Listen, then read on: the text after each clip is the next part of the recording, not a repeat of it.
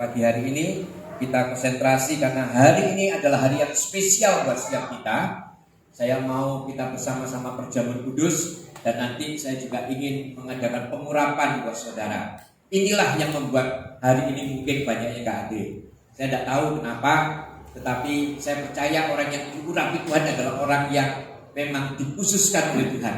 Dan pagi hari ini saya mau setiap kita benar-benar mau menikmati ibadah kita yang mungkin kita akan percepat saudara, tetapi saya mau kita semua tetap menghayati ibadah pada pagi hari ini ya. Bapak Ibu dikasih Tuhan, saya mau mengingatkan bahwa sampai detik ini memang kita ini berusaha untuk dijatuhkan dengan segala cara oleh oknum yang namanya iblis ya. Iblis itu dengan segala cara sampai detik ini berusaha untuk menjatuhkan setiap kita. Dia tidak akan putus asa saudara. Bahkan dia akan selalu melakukan keinginannya kepada setiap kita. Nah, salah satu cara yang dilakukan oleh iblis kepada setiap kita, dan ini merupakan cara yang sering dilakukan oleh iblis adalah mencuri saudara. Mencuri, saya mau ingatkan sekali lagi. Mencuri ini adalah pekerjaan yang dilakukan oleh iblis di dalam setiap kehidupan kita. Makanya Tuhan Yesus mengatakan bahwa iblis itu sebetulnya adalah pencuri. Ya, ayo saudara kita buka Alkitab kita di dalam Yohanes 10 ayat yang 10. Ya, ini firman Tuhan yang mengatakan bahwa pencuri datang hanya untuk mencuri dan membunuh dan membinasakan. Aku datang, Yesus datang supaya mereka mempunyai hidup dan mempunyainya dalam segala keadaan. Nah, saudara, ini perkataan Tuhan Yesus yang diucapkan kepada murid-muridnya, juga kepada saudara dan saya, bahwa sesungguhnya iblis itu adalah pencuri. Dan pencuri ini adalah merupakan oknum yang akan mencuri, yang selanjutnya akan membunuh, yang selanjutnya akan membinasakan. Ini dia yang dia lakukan dalam hidup kita. Oleh sebab itu firman Tuhan mengingatkan kepada kita. Bahkan Tuhan Yesus sendiri mengatakan bahwa memang ini adalah pencuri yang namanya iblis. Dan saya mau katakan jurus andalannya yang selalu dilakukan oleh iblis ini adalah mencuri memang saudara. Selalu dia lakukan itu. Dan saya mau katakan iblis ini tidak akan pernah putus asa. Kalau kita lihat di dalam 1 Petrus 5 ayat yang ke-8. Ayo kita buka 1 Petrus 5 ayat 8. Dikatakan seperti ini. Sadarlah dan berjaga-jagalah, lawanmu si iblis berjalan keliling sama seperti singa yang mengaum-ngaum dan mencari orang yang dapat ditelannya. Iblis itu selalu berjalan keliling saudara, selalu mencari kesempatan, tidak pernah capek, tidak pernah lelah. Dia selalu berusaha untuk mencari kesempatan dan dia seperti singa. Saya mau ingatkan lagi saudara ya, iblis bukan singa, tapi seperti singa. Saya selalu katakan singa itu di dalam Alkitab cuma satu, singa Yehuda, yaitu siapa? Tuhan Yesus sendiri. Kalau iblis ini ingin menyamai Tuhan, dia katakan seperti singa yang mengaum-ngaum, saudara, dan mencari orang yang dapat ditelannya. Nah, iblis juga tidak pernah putus asa, saudara. Nah, sekarang kita mau pelajari apa yang dicuri oleh iblis dalam hidup kita. Kok Tuhan mengatakan iblis itu sebagai pencuri? Kok Tuhan mengatakan hati-hati? Sebab dia akan mencuri. Mencuri apa saudara? Mencuri apa yang kita punya. Dan kita akan tahu yang dicuri oleh iblis itu ternyata adalah damai sejahtera. Damai sejahtera inilah sesungguhnya yang iblis akan curi yang pertama kali di dalam hidup kita. Ya. Karena damai sejahtera ini adalah sesuatu yang memang menjadi incaran daripada iblis. Nah, sekarang kita lihat saudara, apa sih itu damai sejahtera? Kita lihat di dalam Yohanes 14 ayat yang ke-27. Kita mau belajar saudara ya, sama-sama belajar supaya kita bisa lebih tahu lagi yang dimaksud oleh Tuhan untuk setiap kita supaya berhati-hati. Jangan sampai damai sejahtera itu dicuri oleh iblis. Kita lihat dalam Yohanes 14 ayat yang ke-27. Demikian saudara, firman Tuhan mengatakan, damai sejahtera kutinggalkan bagimu, damai sejahteraku kuberikan kepadamu. Dan apa yang kuberikan tidak seperti yang diberikan oleh dunia kepadamu. Janganlah gelisah dan gentar hatimu. Nah, dari ayat ini kita tahu bahwa damai sejahtera itu sebetulnya adalah pemberian Tuhan. Amin. Damai sejahtera itu pemberian daripada Tuhan, yang berarti dunia memang tidak bisa memberi damai sejahtera dalam hidup kita. Oleh sebab itu damai sejahtera ini adalah harta yang berharga, saudara, yang berusaha iblis curi dalam hidup kita. Karena iblis tahu damai sejahtera itu dunia tidak bisa beri dalam hidup kita.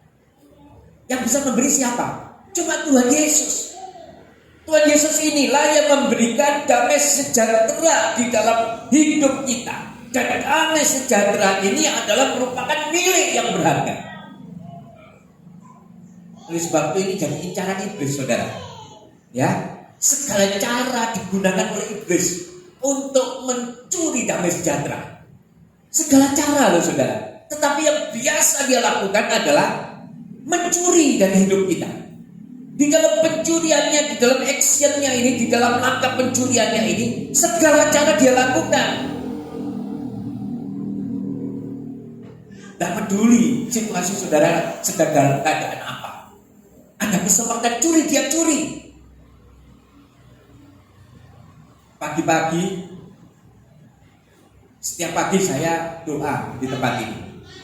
Setiap pagi saya doa bersama Pak Jolali, istri saya di tempat ini, kita doa. Setelah doa saya baca-baca firman, juga saya teruskan baca firman, saya teruskan merenung, saya teruskan menelpon beberapa orang yang memang Tuhan izinkan untuk saya telepon. Ya, kita sama-sama telepon, baca firman. Nah, pagi-pagi itu saudara, dalam keadaan kita sudah dipenuhi, ya, habis menikmati hadirat Tuhan, habis menikmati, ya, keintiman dengan Tuhan. Pagi-pagi, ya, ada tikus, saudara, ada tikus di kamar. Lalu saya disuruh kejar tikus dalam kamar. Nah, saya ini bingung. Lah kalau saya mau menuruti, lah saya ini kucing apa gimana, mau tikus suruh kejar. Damai sejahtera bisa hilang, saudara. Pagi-pagi bukan ngajak, ya kan? Istilahnya hal yang enak, tapi pagi-pagi diajak damai sejahtera dicuri, berusaha dicuri. Tapi untung saya tidak sampai kecuri, saudara. Saya cuma bisa mengucapkan ya, tidak apa-apa, ya kan? Ini kan damai sejahtera yang mau dicuri, saudara. Bayangkan. Habis menikmati firman Tuhan, habis bersekutu dengan Tuhan, kok masih bisa seperti itu? Bisa, saudara. Dia tak akan tahu keadaan saudara. Keadaan bagaimanapun juga, saudara, iblis akan berusaha mencuri itu. Ketika semua keadaan saudara baik-baik saja, iblis juga bisa mencuri untuk masuk, untuk melakukan aksinya, ya. Dia akan mengambil damai sejahtera saudara, ya, lewat hal-hal yang sepele mungkin. Nah, itu kan sepele, saudara, hal yang sepele, terutama dalam kehidupan rumah tangga. Saya ingatkan saudara, karena saya pun sekarang sudah sebagai hamba Tuhan juga tidak kebal yang namanya damai sejahtera ini bisa kecuri, saudara, kalau kita tidak hati-hati. Ya, dalam keadaan baik-baik saja, ya, hal yang sebetulnya sepele bisa menjadikan sesuatu yang sepele ini menjadi hal yang besar. Padahal keadaannya lagi baik-baik. Nah, contoh umpamanya saudara, ya, suami istri lagi enak-enak, ayo jalan-jalan sama-sama keluarga dalam satu mobil. Kita mau jalan, ya, mau kemana? Ya mau makan di luar, menikmati makanan di luar, mau senang-senang, ya kan? Ini kan lagi bergembira, ya kan? Tapi kena hal yang sepele, seperti iblis mau mencuri kadang, ya.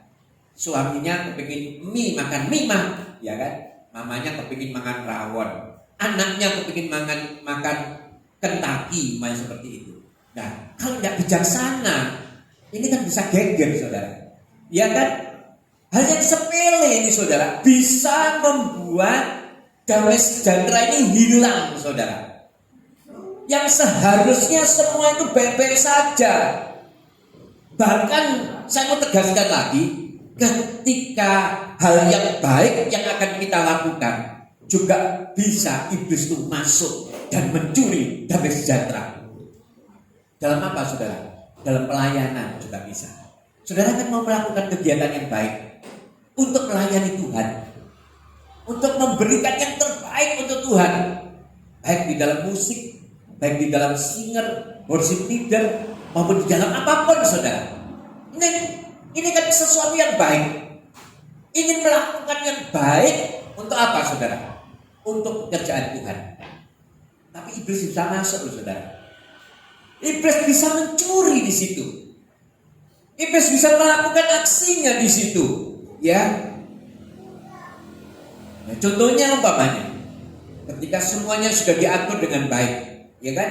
Lagi latihan mungkin, bisa juga terjadi sesuatu yang tidak baik. Mungkin salah kunci masuknya di dalam musik umpamanya, bisa kan membuat yang lainnya merasa, wah, gak enak mendak. Akhirnya menimbulkan sesuatu yang tidak baik. Nah, ini hati-hati, saudara. Makanya firman Tuhan pagi hari ini mengingatkan kepada setiap kita, supaya kita tahu bahwa di dalam segala keadaan, ya, di dalam setiap situasi, iblis akan berusaha untuk mencuri damai sejahtera di dalam hidup kita. Akan berusaha untuk mencuri. Dan saya puji Tuhan, gereja kita ini sangat terbuka. Ya, saya mengatakan karena sangat terbuka, saya katakan siapapun yang punya hati dan dia sudah mau dengan sungguh-sungguh untuk melayani, kita buka lebar-lebar. Ada beberapa persyaratan memang kalau dalam hal pelayanan yang memang harus komitmen dengan hidup yang kudus di hadapan Tuhan. Ketika dia ada benar-benar komitmen, ya sudah, ayo melayani sama-sama. Nah, seperti saudara ketahui, tempat kita semuanya dimulai dari nol. Tidak ada satupun yang punya keahlian sebetulnya. Baik di dalam musik, baik di dalam singer, worship leader, semuanya tidak ada punya keahlian. Dan yang belajar cuma dari tuntunan Roh Kudus. Tapi puji Tuhan sampai detik ini Tuhan atur semua dengan baik. Kita semua dapat berjalan dengan baik. Ini adalah merupakan tuntunan yang diberikan kepada setiap kita oleh Tuhan. Nah, yang penting kita siap untuk melayani. Tuhan pasti akan memberikan tuntunannya. Nah, saudara, saya mau katakan sekali lagi juga, apalagi saat keadaan kita tidak baik, apalagi saat keadaan kita lagi di dalam kesukaran, iblis akan datang. Semakin dia akan merasa gampang untuk mencuri. Tadi kita sudah belajar, dalam keadaan baik-baik saja iblis berusaha untuk mencuri. Dalam keadaan senang juga iblis berusaha mencuri. Apalagi dalam keadaan tidak baik, iblis akan berusaha memanfaatkan kesempatan ini untuk mencuri damai sejahtera di dalam kehidupan setiap orang-orang yang lagi dalam keadaan kesukaran. Hati-hati, saudara. Kita harus contoh, ada tokoh di Alkitab yang merupakan tokoh yang luar biasa, yang kita akan sama-sama katakan salut dengan tokoh ini, saudara. Ya, kita lihat di dalam Ayub 2 ayat ke-10. Nah, ini merupakan pernyataan Ayub.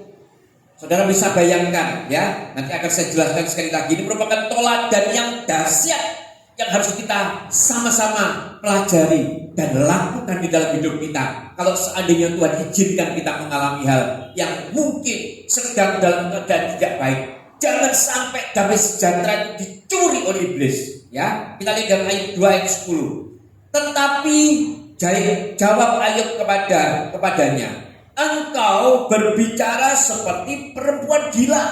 Ayub ini berbicara kepada istrinya, saudara. Apakah kita mau menerima yang baik dari Allah, tetapi tidak mau menerima yang buruk? Dan saudara kan lihat di bawahnya. Di dalam kesemuanya itu, Ayub tidak berbuat dosa dengan bibirnya. Oh, haleluya.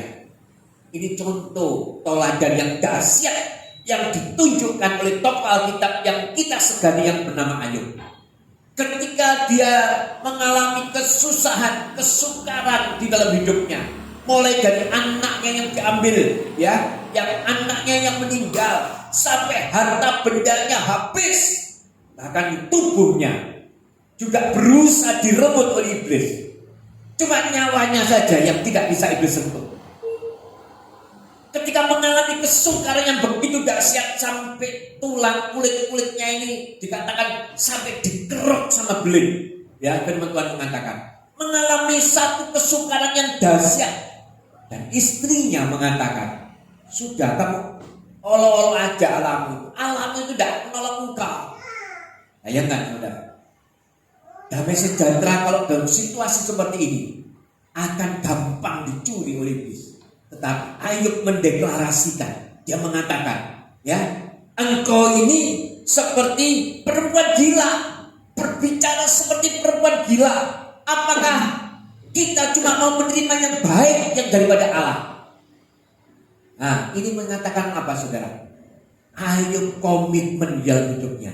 Dia tahu bahwa damai sejahtera di dalam hidupnya dia harus terus pertahankan. Ini yang harus dia terus pegang. Karena kita di Ayub tahu, Ayub mengerti damai sejahtera ini dia tidak mau iblis curi di dalam hidupnya. Nah, saudara, sekarang saya mau belajar lagi, kita masuk lagi.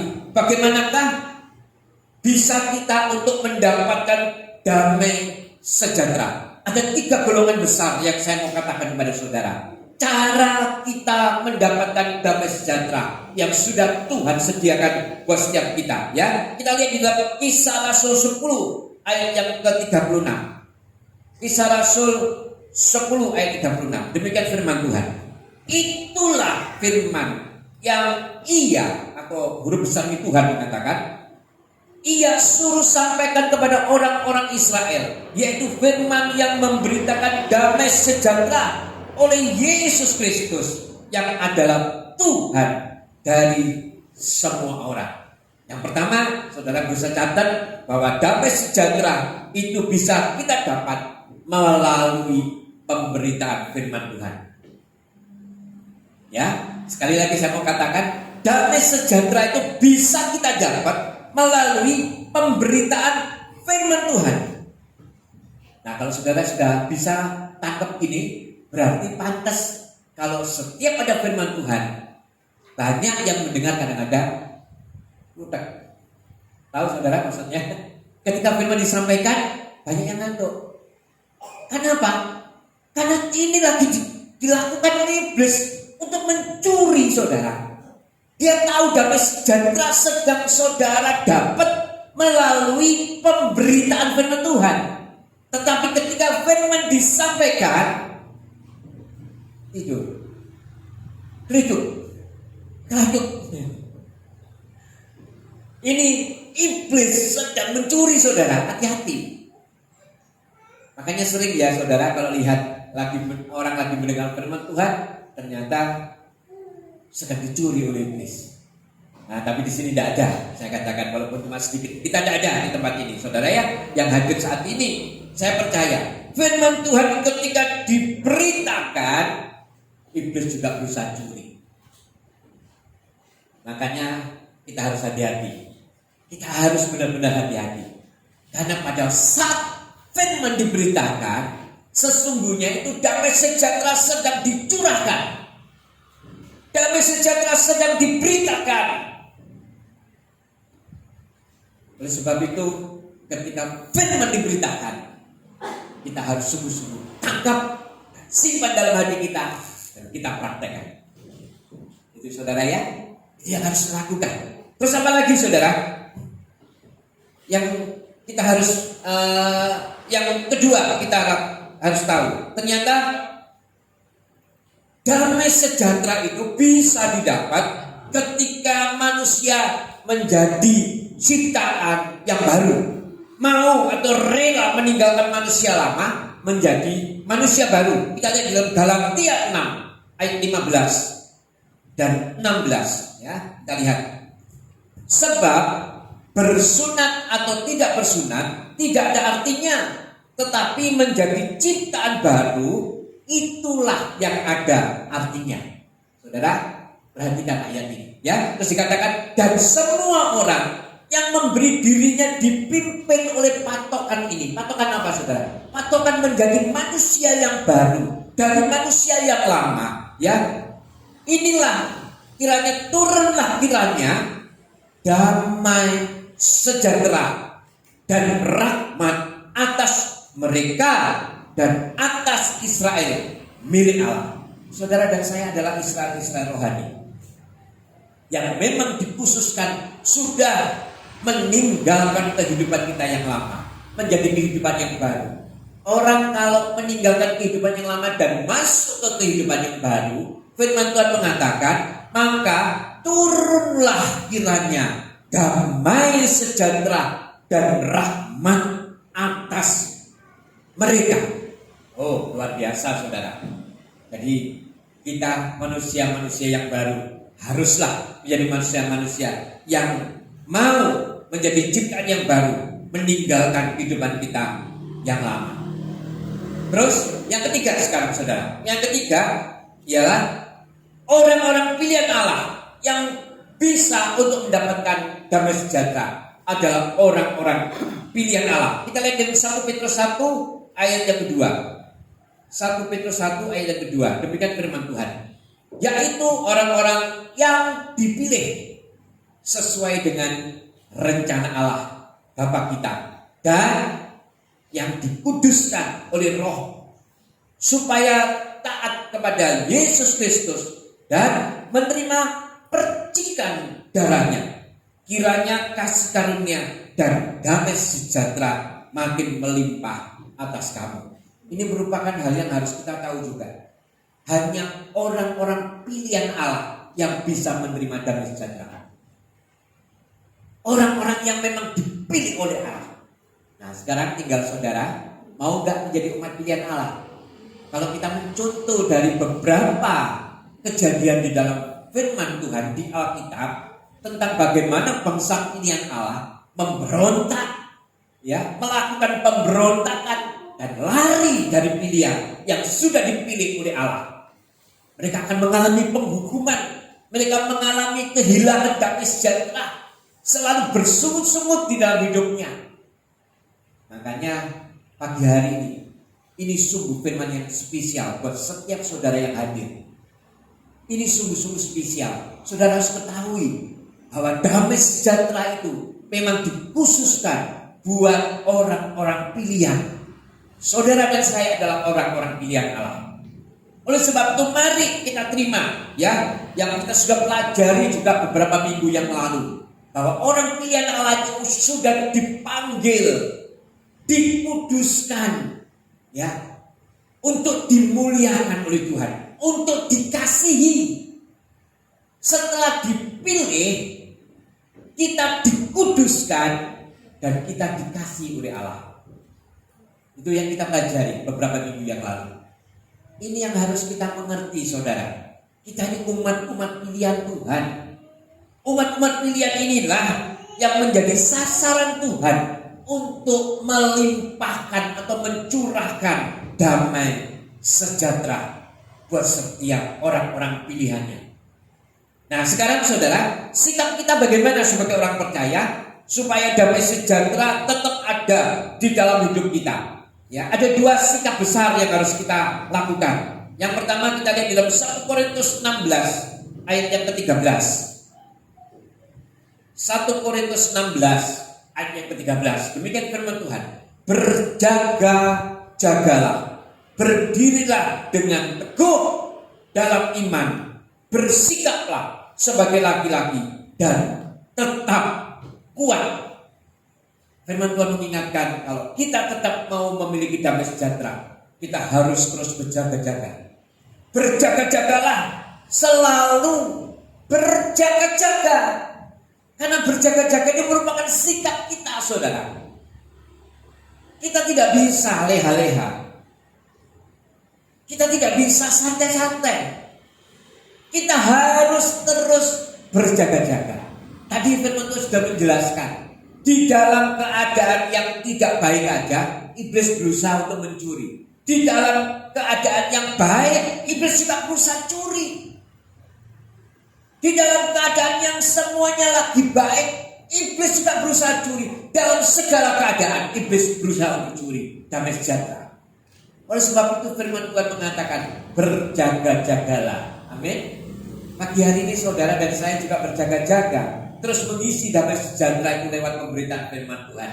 Dikhususkan oleh Tuhan untuk mendengar firman Tuhan secara langsung. Nanti saudara-saudara yang tidak bisa hadir akan bisa menikmati lewat rekaman. Tapi saya katakan saudara yang khusus hari ini menerima damai sejahtera secara langsung, apa yang diberitakan melalui kebenaran firman Tuhan. Ya, yang pertama, yang kedua, apa yang harus kita lakukan sebagai orang percaya supaya damai sejahtera tetap ada di dalam hidup kita. Kita lihat di dalam Roma 14 ayat yang ke-19. Nah, demikian firman Tuhan. Sebab itu marilah kita mengejar apa yang mendatangkan damai sejahtera dan yang berguna untuk saling membangun. Nah, firman Tuhan pagi hari ini di dalam Roma 14 ayat 19 mengatakan ternyata damai sejahtera itu juga harus kita kejar. Kita tidak bisa ngomong, Pak, gak mau ibadah di rumah saja, aku tetap mau menerima damai sejahtera. Padahal firman Tuhan mengatakan damai sejahtera harus dikejar. Yang artinya apa, saudara? Ada usaha, ada sesuatu yang harus kita lakukan. Kita kerjakan, kita harus lakukan untuk menerima damai sejahtera, untuk selalu mengejar damai sejahtera. Ini yang harus kita kerjakan. Iblis selalu ingin mencuri, tetapi kita harus punya sikap juga ingin terus mengejar damai sejahtera supaya terus bertambah-tambah, terus ada, terus bertambah-tambah dalam hidup kita. Damai sejahtera inilah yang akan memberikan kekuatan buat setiap kita. Nah, sekarang kesimpulannya, saudara. Ya, kesimpulannya. Ternyata yang pertama, saya mengingatkan, iblis adalah pencuri damai sejahtera. Sepakat, saudara ya? Tadi sudah saya katakan. Ini yang pertama, kesimpulan dari khotbah pada pagi hari ini. Yang pertama, iblis adalah pencuri damai sejahtera. Terus yang kedua dikatakan, damai sejahtera itu hanya Tuhan yang kasih. Yang artinya apa, saudara? Dunia tidak bisa beri. Jadi gini loh, saudara.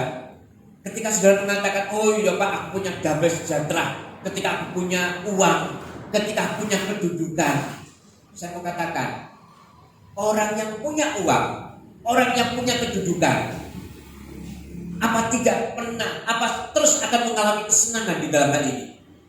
Ya, kadang uang tidak bisa memberikan damai sejahtera, karena firman Tuhan sudah mengatakan tidak bisa. Cuma Tuhan yang bisa memberikan damai sejahtera. Makanya seringkali ya kalau kita lihat, wah, aku orang Kristen, kalian kehidupannya biasa-biasa saja, tetapi kok enak gitu ya, kok rasanya seneng gitu hidupnya, kok tidak ada masalah, rasanya kok damai-damai sejuk gitu ya. Nah, ini damai sejahtera, saudara. Tidak ada yang dunia bisa beri. Dunia tidak bisa beri, saudara. Dan yang ketiga dikatakan bahwa memang damai sejahtera itu melalui pemberitaan firman Tuhan. Terus yang kedua, melalui ya yang mau menjadi manusia baru, manusia lama yang mau menjadi manusia baru. Ketika sudah menjadi manusia baru, maka damai sejahtera itu akan dia dapat. Terus manusia-manusia pilihan Allah, umat-umat pemilihan Allah, umat-umat kepilihan Allah, dialah yang mendapatkan damai sejahtera. Nah, ketiga dikatakan kesimpulannya, sikap kita sebagai orang percaya yang punya damai sejahtera. Yang tadi yang pertama adalah selalu berjaga-jaga, selalu berjaga-jaga. Terus yang kedua, selalu mengejar damai sejahtera. Bisa menerima khotbah pada pagi hari ini, saudara. Ya, ini yang harus kita lakukan bersama-sama. Kita harus hati-hati, jangan sampai damai sejahtera ini dicuri oleh iblis. Amin. Saya tidak perpanjang firman Tuhan. Kita akan tutup Alkitab.